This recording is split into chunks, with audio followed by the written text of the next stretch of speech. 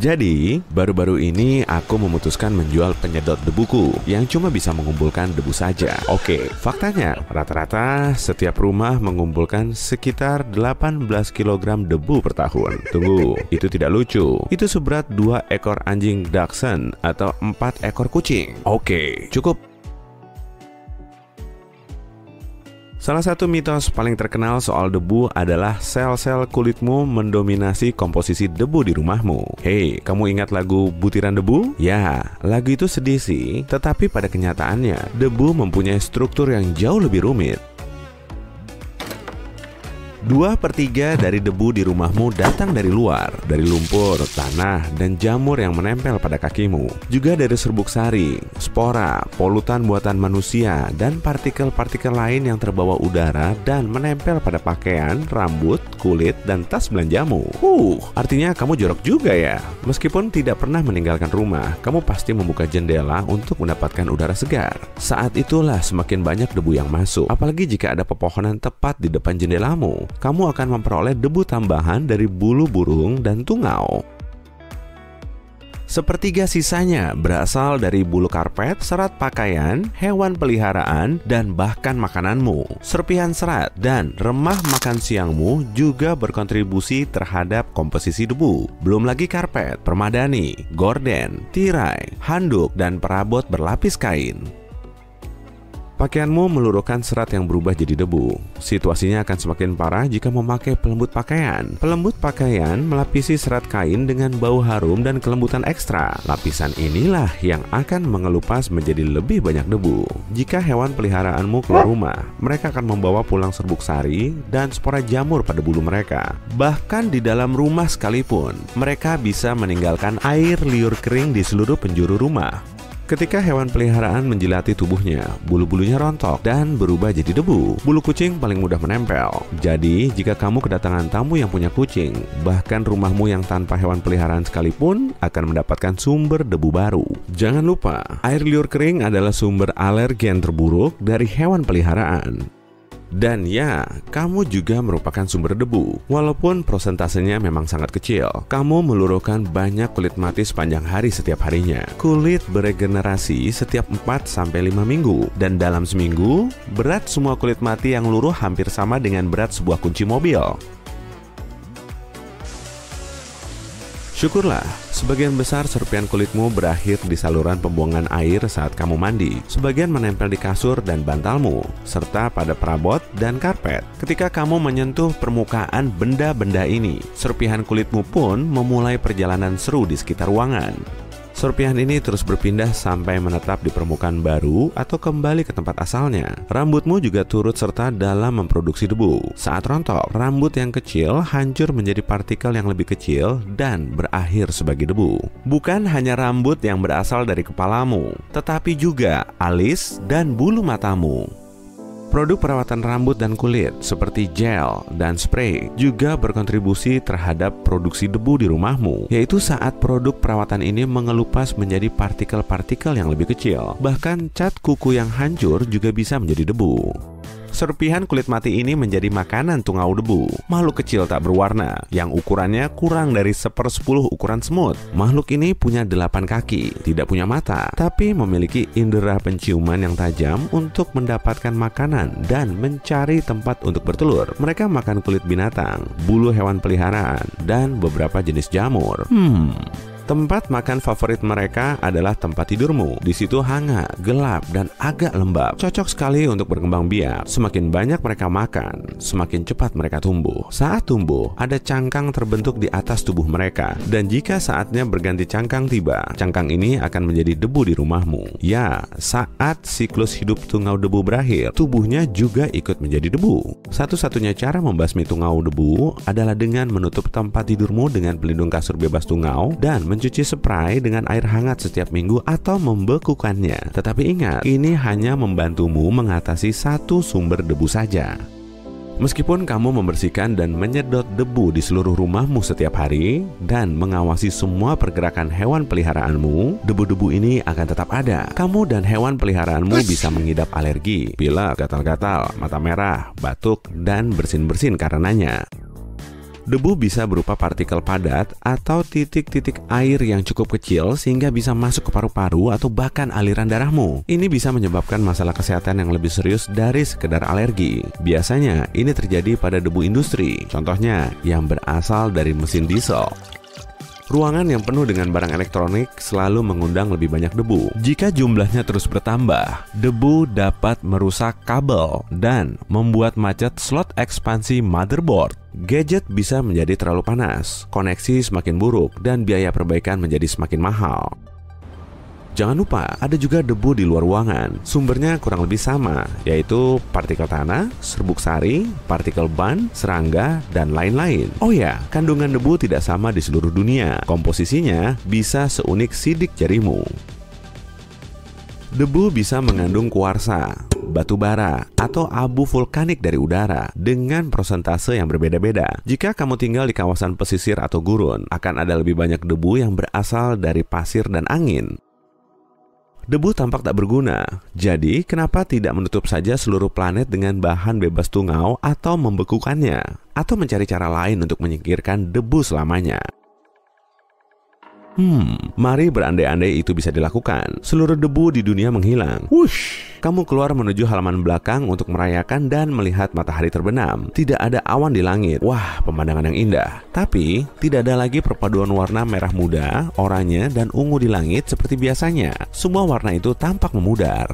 Ini terjadi karena debu di atmosfer berperan penting dalam terciptanya pemandangan indah saat matahari terbit dan terbenam. Saat matahari berada di dekat cakrawala, berkas cahayanya memantulkan partikel-partikel debu di atmosfer. Debu meredam warna biru dan hijau, serta membiarkan warna oranye dan merah menyala. Tanpa debu, warna-warna itu jauh berkurang ketajamannya. Kamu menyalakan TV dan melihat berbagai berita soal perubahan cuaca. Gurun Sahara dulunya adalah sumber terbesar debu di dunia sebelum akhirnya lenyap begitu saja. Sebelum ini semua terjadi, Gurun Sahara mengirimkan ratusan juta ton debu ke atmosfer. Debu terbang melintasi Samudra Atlantik menuju Amerika Selatan dalam bentuk gumpalan asap yang begitu besarnya sehingga terlihat dari ruang angkasa. Debu-debu ini mengangkut partikel-partikel fosfor, kalium, kalsium, dan zat besi yang berharga menuju tanah tropis di hutan hujan Amazon. Semua unsur ini baik untuk tumbuhan. Alhasil, hutan Amazon akan kurang subur tanpa kehadiran debu-debu ini.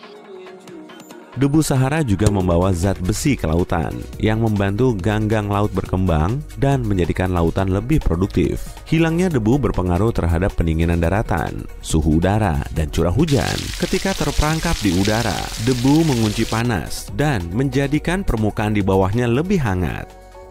Molekul-molekul air membentuk awan di sekitar debu di udara. Ketika sudah cukup berat, titik-titik air akan jatuh ke bumi sebagai hujan. Jadi, tanpa debu, tidak akan ada curah hujan yang tinggi. Selain itu, uap air tidak akan bisa berkondensasi atau membeku menjadi kabut. Lalu, apa London dan San Francisco akan memiliki lebih banyak hari tanpa kabut? Dan kemungkinan akan terjadi lebih banyak badai siklon tropis. Lapisan berdebu bekerja sama dengan udara kering di tengah atmosfer untuk mencegah terbentuknya badai ini. Rupanya, debu bisa menyelamatkan banyak nyawa ya. Debu juga berperan dalam menjaga keseimbangan radiasi planet kita, yang membantu menyebarkan dan menyerap radiasi matahari serta mengubah sifat-sifat ketebalan optik awan. Mamalia termasuk anjing, kucing, kuda, babi, dan burung akan menggila. Mereka terbiasa membersihkan diri dengan debu untuk menjaga kulit dan bulu mereka tetap sehat dan bersih dari parasit atau untuk mengeringkan badan. Sebagian mamalia juga mandi debu untuk meninggalkan zat kimia feronom dan bau mereka di tanah guna menandai daerah kekuasaannya. Tanpa debu, mungkin tidak akan ada kehidupan sama sekali di bumi. Beberapa peneliti menyatakan bahwa debu berperan penting dalam transfer kehidupan antar planet. Debu kosmik terdiri dari atom karbon, oksigen, zat besi, dan atom-atom lain yang lebih berat dari hidrogen dan helium. Ini adalah materi dasar yang membentuk planet dan manusia. Bintang-bintang juga tak akan terbentuk tanpa adanya debu. Aliran debu kosmik dengan cepat memasuki atmosfer bumi dan bertabrakan membentuk banyak partikel. Tabrakan ini memberinya energi yang cukup kuat untuk terhempas ke ruang angkasa dan mungkin bahkan sampai ke planet-planet lain dan sebaliknya. Jadi, tabrakan debu ruang angkasa bisa membawa kehidupan antar planet. Mendadak, kamu jadi tidak merasa keberatan akan keberadaan debu, iya kan? Kecuali meja yang berdebu itu. Oh, lampu itu juga, dan ya, sudahlah. Gravitasi Jupiter menghancurkan sebuah komet besar, dan itu tidak cukup menghentikan sang monster antariksa. Bencana besar pun terjadi. Pecahannya tidak tersebar, melainkan berbaris dan bergegas menuju Jupiter layaknya rangkaian kereta api. 21 fragmen berdiameter hingga 1,5 km meluncur menembus atmosfer Jupiter. Bola api berkecepatan 60 km per detik membombardir cangkang planet ini. Area di sekitar memanas hingga 27.800 derajat Celcius. Itu lebih tinggi daripada suhu di atmosfer atas matahari dan 312 kali lebih panas dibandingkan suhu yang kamu butuhkan untuk merebus telur. Aku jadi nggak lapar lagi. Dampaknya seperti batu yang dilempar ke kolam. Fragmen meteorit membentuk lubang raksasa di permukaan Jupiter. Zat-zat dari atmosfer yang lebih rendah pun bergerak naik. Proses ini menghasilkan energi yang luar biasa. Aliran api yang super panas tersembur ke stratosfer. Monster-monster ini meninggalkan asap bersinar sepanjang 3.000 km. Itu lebih besar dari jarak antara New York dan Texas. Memar gelap muncul di titik benturan. Ukurannya hampir sebesar bumi. Komet Shoemaker-Levy 9 adalah nama sang penembus atmosfer Jupiter itu. Tabrakan objek antariksa ini terjadi pada Juli 1994. Dunia ilmiah dibuat terkesima. Untuk kali pertama dalam sejarah manusia, bencana sebesar ini berhasil diamati. Serangan itu menimbulkan pertanyaan penting bagi para astronom. Kenapa Jupiter nasibnya buruk? Jupiter diserang komet ribuan kali lebih sering dibanding bumi atau planet lain di tata surya. Oke, mari kita cek. Kamu memutuskan naik kapal antariksa dan pergi ke Jupiter yang misterius. Probe antariksa butuh waktu 2 tahun untuk sampai ke sana, tapi pesawat luar angkasamu lebih cepat. Kamu akan tiba. Oke, perjalanan cuma butuh 1 detik. Jupiter sebenarnya sangat besar. 1.300 planet seukuran bumi bisa muat ke dalamnya. Warnanya pun indah berkat awan gasnya. Planet ini tidak punya permukaan padat, tapi ada noda aneh di permukaannya. Bentuknya mirip mata besar yang bisa memuat 3,5 bumi. Ini badai yang mengerikan. Tingginya 10 kali Everest, dan anginnya berhembus hampir 500 km per jam. Badai ini sudah berlangsung selama 350 tahun. Kamu takkan selamat jika naik mobil, tapi untungnya kamu naik pesawat luar angkasa. Jika semua planet di tata surya bergabung menjadi satu planet super, objek baru ini masih 2,5 kali lebih kecil dari Jupiter. Ukuran besar juga memengaruhi gravitasi. Pesawat luar angkasa menggunakan Jupiter sebagai batu loncatan untuk melompat. Gravitasi planet ini meningkatkan kecepatan penerbangan dan membantunya mencapai target lebih cepat. Gravitasi mengubah planet ini menjadi magnet bagi komet, asteroid, dan puing-puing antariksa berbahaya. Jupiter adalah pahlawan supernya luar angkasa. Perisai gravitasinya menerima atau membelokkan monster antariksa yang terbang ke tata surya bagian dalam. Dinosaurus mungkin tidak setuju, tapi kita akan membahasnya nanti. Bagaimana jika Jupiter tiba-tiba ditelan mesin vakum raksasa? Cuma satu hal yang pasti, kita akan punya masalah besar. Tanpa perisai raksasa ini, ribuan komet dan asteroid akan menyerang planet kita jauh lebih sering. Sebagian besar akan terbakar di atmosfer atau karena ukurannya nggak terlalu besar jadi nggak ngaruh ke kita. Tapi ada juga komet dan asteroid yang lebih besar, yang begitu bertabrakan dengan bumi, kamu bisa berpamitan dengan semua kehidupan di sini. Misalnya pada tahun 2009, sebuah benda langit menabrak Jupiter. Memar yang ditinggalkan seukuran Samudra Pasifik. Seram jika membayangkan jejak seperti apa yang akan ditinggalkannya di planet kita. Kemungkinan besar bumi akan berubah jadi bola api. Tapi penelitian terkini dari para astronom menunjukkan bahwa Jupiter juga tidak terlalu baik. Sebaliknya, Jupiter adalah planet jahat berketapel yang menembakkan komet ke bumi. Seorang fisikawan memakai simulasi komputer. Dia menemukan bahwa Jupiter punya kecenderungan membelokkan dan mengirimkan komet ke bumi. Raksasa ini menarik benda yang berpotensi berbahaya, tapi tidak melulu melindungi kita. Jupiter sudah berkali-kali mencoba menghancurkan planet kita. 66 juta tahun lalu, objek antariksa berukuran 16 km menabrak bumi. Energi dari tabrakan membuat permukaan bumi terbakar. Gempa bumi dan tsunami besar terjadi. Hujan berapi turun dari langit di bumi. Jutaan ton puing dan debu menyebar di atmosfer. Sinar matahari pun menjadi terhalang. Musim dingin nuklir dimulai. Bencana ini menyebabkan kepunahan dinosaurus. Para ilmuwan menamai penjahat luar angkasa ini sebagai penabrak Chicxulub. Simulasi komputer para ilmuwan di Universitas Harvard menunjukkan dari mana asalnya. Chicxulub bukanlah asteroid, melainkan komet. Berarti intinya bukan batu dan logam, melainkan es, debu, dan gas beku. Agak mirip bola salju kotor yang terbang menembus luar angkasa. Meteorit ini awalnya tak mengincar bumi, tapi Jupiter mengubah jalurnya. Komet itu pun dilempar ke arah kita. Pada tahun 1770, komet Lexell muncul di dekat bumi. Planet kita dan objek ini hanya terpisah jarak 2,2 juta kilometer. Agak dekat dalam hitungan luar angkasa. komet Lexell lebih dekat ke bumi dibanding komet lain dalam sejarah manusia. Objek ini bisa menghentikan kehidupan di bumi. Komet ini terbang terlalu dekat ke Jupiter, dan planet raksasa itu menangkap dan mengirimnya ke kita. Jelas ini bukan aksi terpuji dari pahlawan super yang bertugas melindungi tata surya. Setelah 3 tahun, komet itu melewati kita.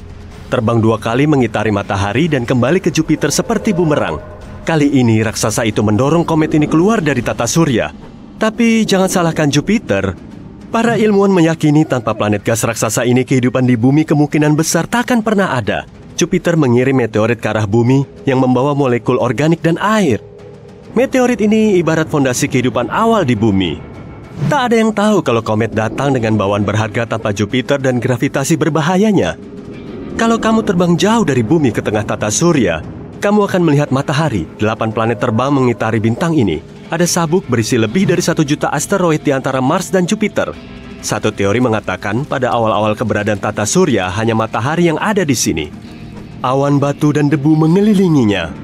Partikel-partikel ini menarik satu sama lain dan membentuk planet dalam jutaan tahun. Jupiter tidak menginginkan tetangga baru. Gravitasi kuatnya mencegah bebatuan dan debu bersatu menjadi planet. Semua tetap berbentuk asteroid dan berkumpul dalam bentuk sabuk di dalam tata surya. Jika semua asteroid ini bergabung menjadi satu planet, akan ada objek kosmik yang beratnya hanya 4% massa bulan. Sebelumnya, sabuk ini padat asteroid. Tapi gravitasi Jupiter melemparkan 99% asteroid itu ke antariksa. Bukan cuma Jupiter yang berperan dalam perkembangan kehidupan di bumi. Penolong utama kita adalah bulan, satu-satunya satelit alam bumi. Jupiter punya 79 satelit dan setiap tahun jumlahnya makin bertambah. Jupiter juga dikelilingi cincin, tapi tidak seindah Saturnus dan tidak terlalu terlihat. Cincin ini terdiri dari partikel hitam kecil. Ini adalah debu yang dikeluarkan meteorit keluar angkasa setelah bertabrakan dengan bulan-bulan Jupiter. Bulan bertanggung jawab atas pasang surut laut bumi. Bulan mengatur kehidupan lebah, ikan, burung, dan amfibi. Bahkan kamu merasakan pengaruh bulan setiap harinya. Mengubah kecerahan cahaya bulan akan memengaruhi tingkat melatonin di otakmu. Hormon ini bertanggung jawab atas ritme sirkadian yang penting untuk tidur sehat. Bulan muncul berkat malapetaka lain sama seperti mayoritas objek antariksa lainnya. Jutaan tahun lalu, bumi mirip bola lava panas. Tidak ada air atau udara. Bumi hanya diselimuti karbon dioksida dan nitrogen. Saat itu, planet lain seukuran Mars masa kini menabrak bumi. Para ilmuwan menyebutnya Theia. Dengan kecepatan 14.000 km per jam, Theia menabrak bumi. Dampaknya begitu luar biasa, melemparkan jutaan ton bahan keluar angkasa. Puing-puing itu berkumpul menjadi bola yang kini dikenal sebagai bulan. Para ilmuwan sudah hampir memecahkan misteri bulan, tapi mereka belum tahu apakah ada inti solid di tengah Jupiter atau Jupiter cuma subpanas kental yang mengambang di luar angkasa. Jupiter punya lautan terbesar di tata surya yang terbuat dari hidrogen cair, bukan air. Jika ukurannya 80 kali lebih besar, Jupiter akan berubah menjadi bintang yang cerah. Jupiter adalah tempat unik yang takkan pernah dihuni manusia. Tekanan di dalam planet ini 2 juta kali lebih besar daripada permukaan bumi. Suhu ekstrim dan tekanan itu akan merusak setiap pesawat luar angkasa yang masuk terlalu jauh. Jadi sepertinya Jupiter hanya akan melindungi dan menjaga kita dari jauh. Menurutmu, berapa harga sejumput pasir? Gimana kalau pasir yang nggak punya unsur emas atau platinum, misalnya debu bulan? Baru-baru ini sebuah lelang menjualnya dengan harga $500 juta atau 7 miliar rupiah, dan itu cuma untuk sejumput bagian dari bulan. Tapi, butiran debu ini dinilai murni berdasarkan relevansi historisnya. Sejumput pasir bulan yang lengket ini berasal dari kantong kecil yang dikumpulkan oleh Neil Armstrong dalam misi Apollo 11 pada tahun 1969. Itu adalah bagian besar dari sejarah manusia, serta pengingat fisik dari momen pertama manusia mendarat di bulan, secuil bagian yang diambil dari tempat yang belum pernah bisa dikunjungi orang lain. Menjual sesuatu dari bulan membuka perdebatan baru seputar legalitas memiliki, menggunakan, dan menjual sumber daya luar angkasa dari bagian tata surya yang tidak bertuan. Saat ini, dunia mematuhi perjanjian luar angkasa tahun 1967 yang menggambarkan dasar-dasar hukum luar angkasa modern. Perjanjian yang dibuat sudah lama sekali ini tidak memprediksi penggunaan dunia luar yang menguntungkan bagi pemanfaatan sumber daya. Meski perjanjian ini mencegah siapapun mengklaim kepemilikan dunia baru, nilai potensial dari wilayah tak bertuan ini tidak ternilai harganya. Bulan bukan cuma batu loncatan untuk eksplorasi masa depan di luar angkasa, tempat pangkalan bulan dan mungkin perkotaan bulan kelak akan berkembang. Untuk tujuan ini, manusia perlu mengembangkan gudang dan pabrik pengiriman demi membantu kita menyeberang ke dunia baru. Proyek ini butuh investasi yang besar. Stasiun pertambangan akan menyediakan ekonomi kota bulan masa depan. Akan ada infrastruktur dan transportasi pulang pergi dari bulan ke bumi. Semua ini butuh banyak biaya, jauh lebih banyak daripada pengingat saat manusia pertama kali berjalan di bulan. Jadi, selain debu bulan, apalagi yang bernilai di bulan? Sumber daya di bulan punya nilainya sendiri. Kita nggak tahu jumlah pastinya, tapi diperkirakan jumlahnya lebih dari yang dulu diperkirakan. Satelit alami bumi ini diyakini berlimpah akan besi, nikel, dan kobalt di antara banyak unsur lainnya. Mineral-mineral ini membuka potensi untuk membangun kota bulan. Sama seperti dalam sejarah manusia, perkotaan di seluruh dunia adalah cerminan dari sumber daya apa yang berlimpah di sekitarnya. Dan begitu jugalah kota bulan, kota abu-abu, tembok yang terbuat dari logam, debu besi, dan beton pasir bulan, dengan jendela-jendela besar yang terbuat dari pasir yang jumlahnya tak terbatas. Bulan juga kaya akan silikon, bahan penting dalam memproduksi susunan panel surya. Ada kalsium yang digunakan untuk membuat sel surya berbasis silikon, serta bahan lain yang ditemukan di sana seperti titanium oksida, besi, dan aluminium. Lautan magma bulan yang sudah lama tidak aktif dan terletak di bawah permukaannya mengandung magnesium. Jumlahnya sangat banyak di kerak bawah dan berguna untuk banyak tujuan, terutama untuk membuat logam campuran bagi perjalanan luar angkasa kelak. Produksi baja butuh banyak sumber karbon yang sangat penting untuk pabrik-pabrik besar dan ribuan pesawat yang akan dibangun. Banyak bahan tanah langka digunakan di bidang listrik. Nilainya pun makin berharga dan produksinya lebih menonjol seiring majunya teknologi, terutama pada kendaraan listrik dan turbin angin. Meski material langka berlimpah di planet kita, kamu nggak akan menemukannya di suatu area khusus. Material ini tersebar tipis di seluruh bumi. Jadi, mencari dan menambangnya cukup memakan biaya, meski kebutuhannya makin meningkat setiap tahun. Proses menemukan dan menambang di bulan jauh lebih mudah dan akan menjadi sumber alternatif yang penting.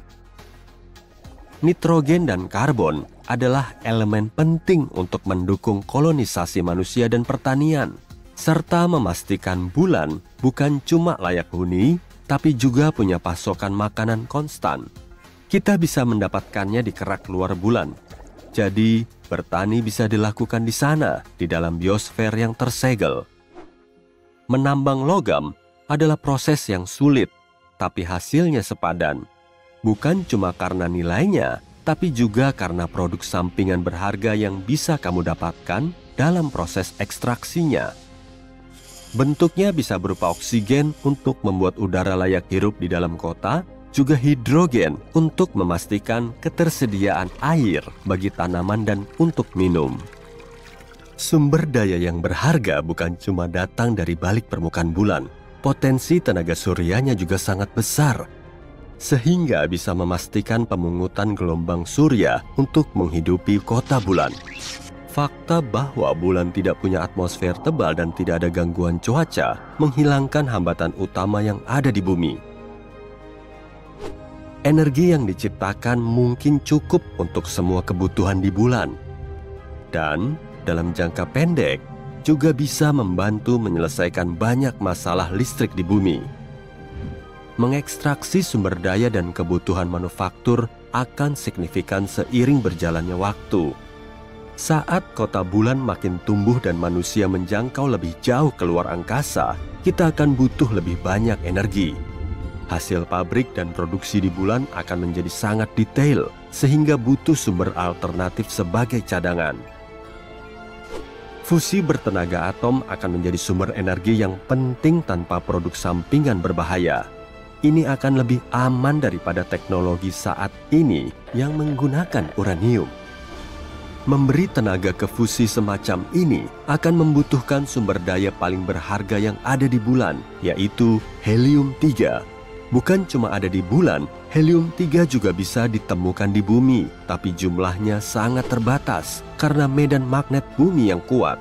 Unsur ini memastikan kehidupan bisa berkembang di bumi, tapi sekaligus juga membelokkan angin surya dari matahari. Jadi helium-3 sulit dihasilkan. Bulan tidak punya medan magnet dan telah menyerap angin surya selama miliaran tahun. Proses ini menumpuk pasokan helium-3 yang tak ada habisnya. Unsur ini menyerap angin ke lapisan atas bahan padat di bulan yang juga dikenal sebagai regolit. Regolit tersebar di seluruh bulan dan ini membuat ekstraksi helium-3 jadi lebih berharga. Menambangnya juga akan mencakup penambangan semua mineral berharga lain. Nilai helium-3 sangat besar, sehingga banyak negara dan perusahaan berlomba untuk menduduki bulan. Nilai unsur ini sendiri sudah sampai belasan kuadriliun rupiah. Beberapa orang meyakini bahwa peluang yang diberikan helium-3 kepada umat manusia tidak bisa diukur. Akan ada energi tak terbatas yang menyediakan jutaan profesi di kota bulan. Energi itu juga akan mendukung kebutuhan bumi. 25 ton helium-3 saja bisa memberi daya suatu negara selama setahun penuh. Sumber daya ini akan berpotensi menggerakkan bumi selama ribuan tahun, dan bumi akan punya energi yang dibutuhkan untuk membantu membimbing manusia lebih jauh keluar angkasa. Ini akan memungkinkan pembangunan pelabuhan antariksa di bumi dan memungkinkan perjalanan yang lebih efisien dari bumi ke orbitnya. Dari sana, manusia akan dipindahkan ke pesawat ulang-alik yang menuju lokasi lain di seluruh tata surya. Jarak penerbangan luar angkasa akan berkurang jauh dan bisa membuat penerbangan yang lebih sering ke Mars. Bakal-bakal pelabuhan akan didirikan di sekitar orbitnya, mendukung koloni baru untuk mendarat di permukaannya. Koloni penambang dengan dukungan energi tanpa batas akan menyebar ke seluruh planet merah dengan sumber daya lebih berharga yang berada di dalam tanah merahnya. Era pendudukan baru di tata surya ini akan menimbulkan efek domino seiring perkembangannya menjadi lebih maju dengan setiap generasi pesawat yang dikembangkan. Perjalanan akan makin efisien karena helium-3 akan terus membantu memajukan teknologi kapal penjelajah luar angkasa. Pos-pos terdepan akan dibuat di bulan Jupiter dan Saturnus, mulai dari meneliti potensi kelayak hunian di Eropa atau Enceladus, hingga melanjutkan tradisi penggalian sumber daya berharga di setiap lokasi. Bulan akan terus mencari cara untuk menyediakan energi yang dibutuhkan guna membumikan dunia baru.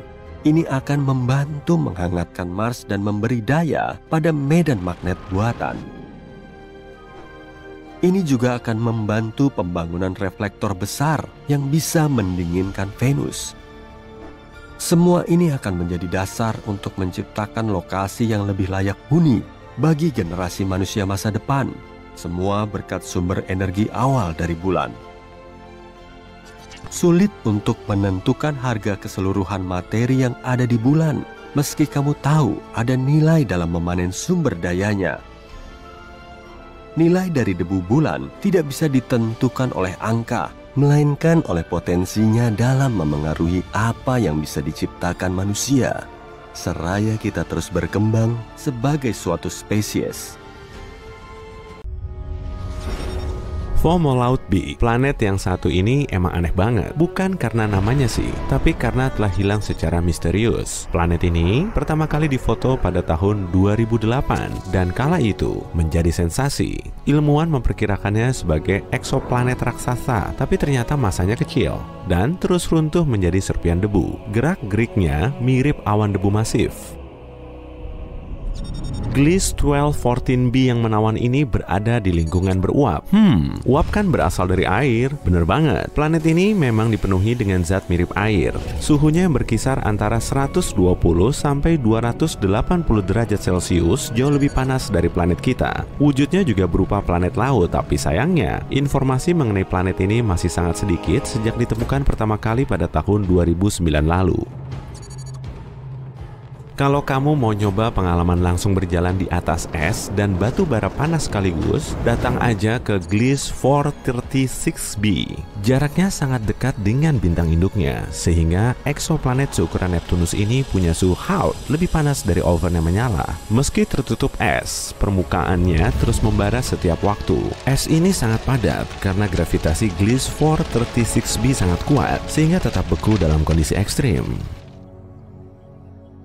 Tapi rupanya kondisi di Gliese masih belum ada apa-apanya. Suhu normal Corot 7b mencapai lebih dari 2200 derajat Celcius. Dengan permukaan yang berbatu-batu, planet ini menyuguhkan pemandangan bak di dunia bawah tanah. Bebatuan di permukaannya berbuih dan mendidih, lalu menguap ke atmosfer. Setelah beberapa saat, uapnya akan dingin dan turun kembali dalam bentuk hujan belerang. Tapi ngenesnya, Corot 7b ini kemungkinan pernah menjadi raksasa gas yang atmosfernya meleleh oleh panas, lalu tersisa intinya saja yang hangus. Corot Exo 3b nggak sepanas planet barusan sih, serta nggak sedingin kebanyakan planet lain. Raksasa gas ini seukuran Jupiter, tapi 20 kali lebih padat, sehingga gravitasi eksoplanet ini menarik semua objek yang ada di permukaannya sampai 50 kali gravitasi di bumi. Jangan berani-berani menginjakan kaki di atasnya, karena tubuhmu akan langsung hancur oleh atmosfernya yang padat. Planet Trace 2b selalu berhiaskan langit malam tiada akhir. Dan tentunya bukan malam indah yang bertabur cahaya bintang di langit cerah loh ya, tapi malam pekat bersuhu panas. Raksasa gas Trace 2b berukuran sekitar 1,5 kali lebih besar dari Jupiter, dan permukaannya jauh lebih bisa menyerap panas daripada arang. Di sana juga mungkin terdapat cahaya merah gelap karena udaranya sepanas lava yang baru dimuntahkan dari dapur magma. Rupanya, Saturnus sering dianggap punya lingkungan yang ramah ya. Suhu di sebagian lapisan bola raksasa gas ini sebetulnya cukup bersahabat. Saat menjelajahi Saturnus, kamu akan menemukan lapisan bermolekul cair, suhunya 0 derajat Celcius. Mirip-mirip bumi lah. Tapi, lapisan ini cuma sebagian kecil dari sisi planet yang super dingin. Kamu nggak akan bisa mendarat di Saturnus dalam keadaan yang sama seperti saat kamu berada di bumi. Di sana, tubuhmu akan berubah jadi bola salju atau kristal es. Yuk beralih ke Jupiter. Seluruh permukaannya tidak padat karena planet ini terdiri dari hidrogen dan helium. Kamu juga nggak akan bisa menjajakan kaki di permukaan bola gas ini. Namun begitu, Jupiter juga agak beda dari Saturnus. Meski nggak bisa menyelami isi dalamnya, kamu masih bisa melayang di atas Jupiter. Planet ini seperti awan raksasa, dan kalau kamu bisa mendarat di permukaannya, rasanya akan seperti berjalan di atas kabut super tebal. Suhu di sana sangat fluktuatif, dan permukaannya sangat dingin, nggak seperti di Saturnus. Makin dalam kamu menyelam, akan makin panas suhunya. Biasanya, oksigen dianggap sebagai unsur pembentuk kehidupan di suatu planet. Tapi hal ini nggak berlaku di planet Osiris. Ilmuwan terkaget-kaget saat mendeteksi adanya oksigen di Osiris. Lebih tepatnya, di sekelilingnya, karena jaraknya 8 kali lebih dekat ke bintang induknya dibanding jarak Merkurius ke matahari. Jarak ekstrim ini menjadikan Osiris seperti ketel peleleh. Objek apapun akan terbakar di situ. Hal ini juga menyebabkan orbit Osiris sangat pendek. 1 tahun di sana cuma selama 3,5 hari di bumi. Selain itu, atmosfernya terus-menerus bertiup dan meleleh oleh bintang induknya yang super panas. Planet Warp 76b juga sangat berbahaya saat turun hujan. Suhunya sangat panas sehingga melebihi 2370 derajat Celcius. Suhu setinggi itu bisa menguapkan besi loh, sehingga turunlah hujan besi. Raksasa gas ini mirip Jupiter, jaraknya sangat dekat dengan bintang induknya, sehingga areanya terbagi menjadi dua. Setengah bagian selalu mengalami siang hari, sedangkan setengahnya lagi selalu diselimuti malam gelap.